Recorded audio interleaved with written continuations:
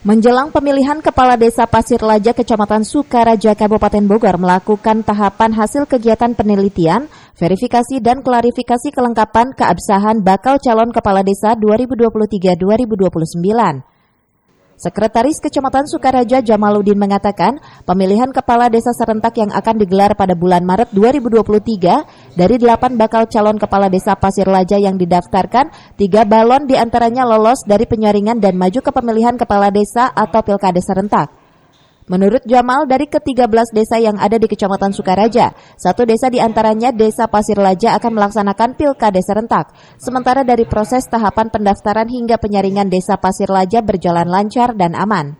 Tahapan dan jadwal pilkada itu adalah terakhir dari hasil penelitian, verifikasi dan klarifikasi keabsahan bakal calon Kepala Desa Pasir Laja.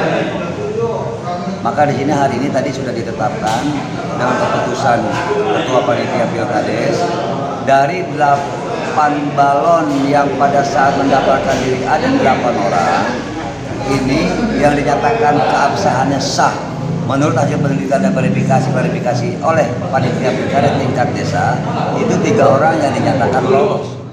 Ketua Panitia Pilkades Dadang menambahkan, tahapan hasil kegiatan penelitian, verifikasi dan klarifikasi kelengkapan keabsahan bakal calon Kepala Desa 2023-2029 dari 8 orang balon kades, 5 orang mengundurkan diri dan 3 orang yang memenuhi syarat lolos dari penyaringan Pilkades. Untuk sekarang adalah penetapan hasil verifikasi berkas para calon dan bila dari yang tadinya 8 itu 3 yang mengikuti untuk tahap nah, nanti untuk tanggal 1 kita akan melaksanakan penetapan calon ada bakal calon menjadi calon Kepala Desa. Insya Allah kalau tidak ada hal ini nanti di tanggal 1 Maret berkasnya memang tidak memenuhi persyaratan yang ditentukan oleh peraturan sehingga mereka dinyatakan batal kandidasi.